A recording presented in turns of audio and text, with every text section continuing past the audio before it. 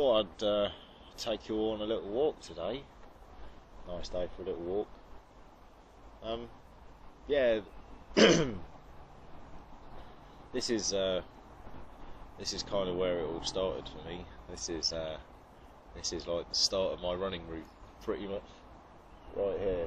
Because I realised quite quick that getting up the fields to here just fucked me over. So I started here. Yeah, it's like 3 years ago now. Everything before that was just drinking, copious amounts of drinking, lots of cigarettes, and nothing else. Fucking bad news and misery. But yeah, this is now. So we're going to go for a little walk. We'll basically take the 3 mile running route that I did, and I'll stop at various places when things pop into my head. But yeah, I'm not getting emotional, by the way, today, but I've kind of come all the way out here to find that I've got something in my eye I can't get rid of, and it's making me sniffle, so I apologise for that in advance. Anyway, so we'll fucking crack on, shall we?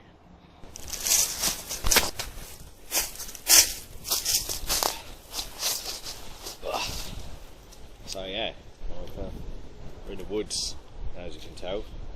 I'm going to sit here and wait for some pre-teen jogging girls to run past. Bang! Not really going to do that. That's fairly evident, isn't it? So yeah, off the beaten track. Pardon the pun. Yeah, 3 years ago. So what was happening then, eh? What started it? So yeah, I promise you from the beginning, like warts and all. If you can hear me with the wind, of course you can. Yeah, like, so I drunk a lot. Did a lot of reading and stuff, you know. I wasn't an absolute fucking idiot, but I was close. And yeah, like, things went a bit wrong. I was drinking. Funnily enough, it doesn't help. It just feels like it at the time. And the next thing I know, I've essentially dragged a razor blade down my right wrist, and I'm in fucking A&E. And there was, you know, there was 2 very good people there. And I didn't come round, I never passed out. There was 3 very good people there.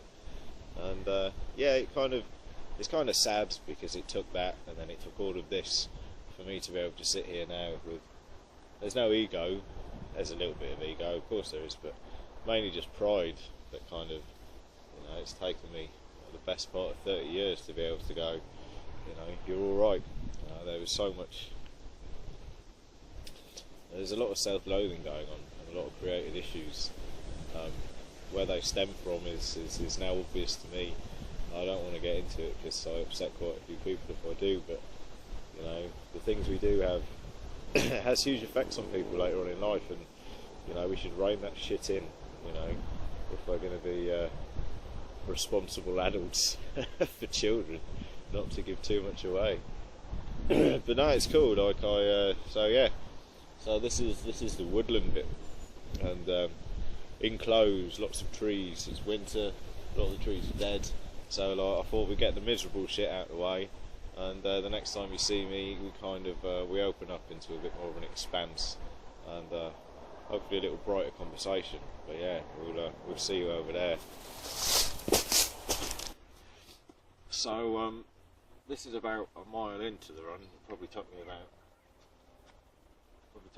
2 weeks of running away from my demons every day to be able to get here without throwing up or coughing up what looked like the contents of a homeless shelter's toilet. Yeah, so this is long before any of the what I look and call real training now. This was just running and press-ups.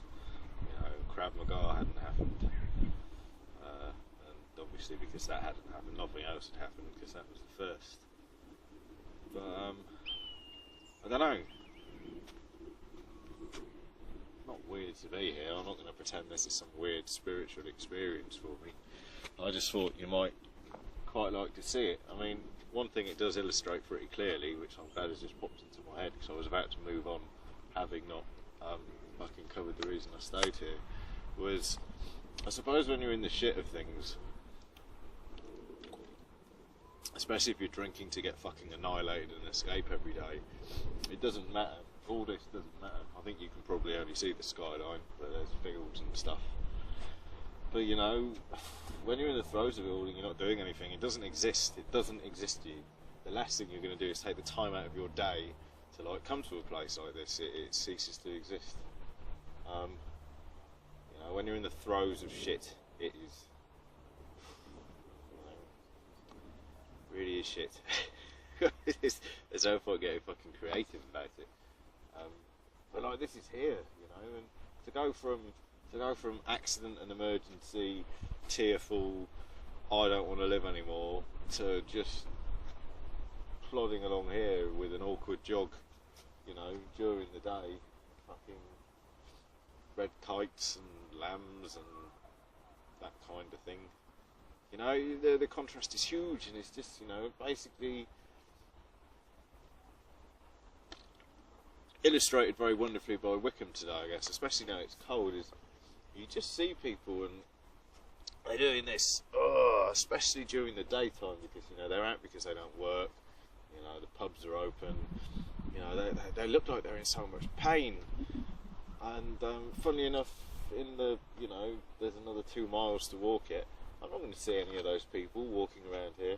Funnily enough, the people who I do see, kind of, they all smile and say hello, and they've got nothing to do with their days either than walk around here, but they're a lot happier than the people who are, you know, down over in Wickham town centre, just fucking dying on the inside and dying on the outside. So before I go on too much, because we've got to divide this thing up, yeah, so here's a little kind of illustration of, you know, this no matter where you are, there's kind of, there is an excuse, because in that time it is the only thing you have. The only thing you have is the pain and the misery, and essentially it's just a weird kind of take on like self-importance. You know, you're holding yourself up to be a lot higher than all these things that are around you, to the point where they cease to exist. You know, your misery is everything, and it's arrogant. You know, it's fucking arrogant. You know, oh, I can't stop drinking, or I can't do this, and I can't smile, and I can't fix this. And whilst it's kind of self-defeating, it's also arrogant.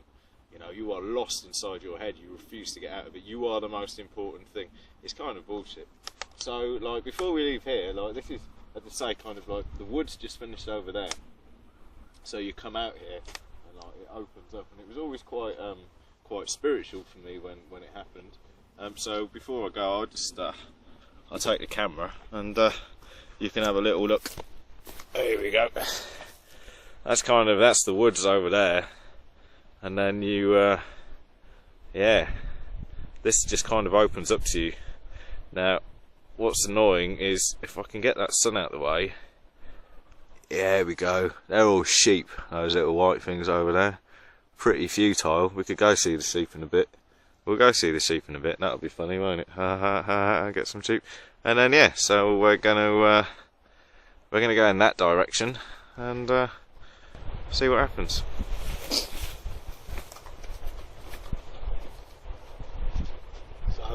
We've only really come here because I'm an artist. I quite like the shop.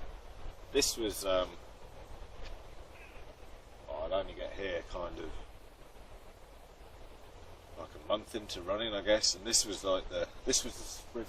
This was the last little sprint before the first and the last. There wasn't a lot of sprinting back in those days. But just used to go down there, didn't I? Really fast. Not really a lot to say, to be honest. I just thought I'd stop off here before we get to the pièce de résistance and go see the fucking mutton. But yeah, I suppose before we go see the mutton, because that will wind it all up and it'll probably be quite humorous and there won't be a lot going on, other than me making jokes about sheep. I don't have any. I suppose now would be a good time to get a little bit dramatic. Oh, and pass on the good news that whatever was in my eye is no longer in my eye. So any remaining sniffles are due to the fact that it's fucking freezing cold out here. And yeah, I'd like to say thank you to like everyone who has kind of in any way interacted with me on the journey. Just as a, I don't mean to sound cheesy, but you know, we all influence and inspire, and even the baddies, you know, they serve a purpose. So yeah, thank you. Like, I don't owe anyone any apologies anymore. That's all fucking dealt with. And you know, just thank you. And I do sincerely, and the only reason I'm doing this and waffling on in the middle of nowhere and freezing cold with no gloves on, is I genuinely have reached a point after 10 years of being incredibly self-absorbed, where I genuinely care now. If I can do anything that can inspire, motivate, you know, just be there for people, then it feels a lot better than just being fucking drunk and moaning all the time. So yeah, so we sprint now.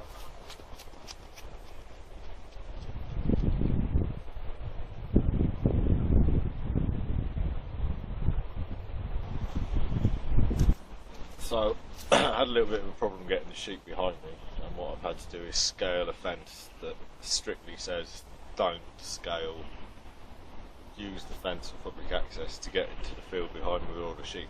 But I promise you the sheep, there is the house of the person that owns the land behind me, so if my head explodes all over the camera, it's fine. It is all my fault because I'm currently trespassing, only by about 6 feet or so, but trespassing is trespassing.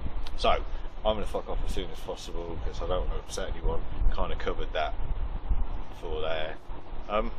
So yeah, like, this is episode 9, you know, hit episode 10 next time, obviously.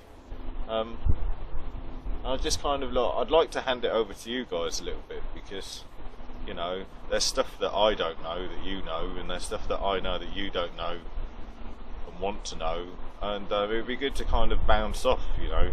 Maybe these could develop into discussions with others, or maybe you just want to know something. Maybe you've just started training, maybe you've got a few little demons that are biting away at the old soul strings, if the soul is made of strings. But yeah, so I'm going to vault the fence and thank heavens above that my head's still intact. And there's the sheep, as promised. Not really getting closer because they're doing their shit, you're doing your shit, and if we were meant to do our shit together, we'd cohabit with sheep, which we don't. So yeah, have a good day.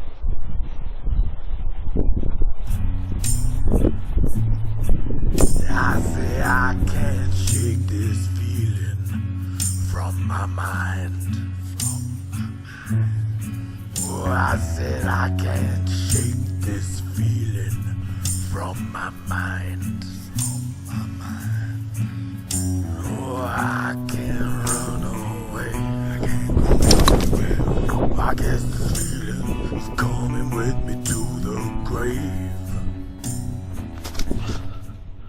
So just before we do go, that is episode 9 done and dusted.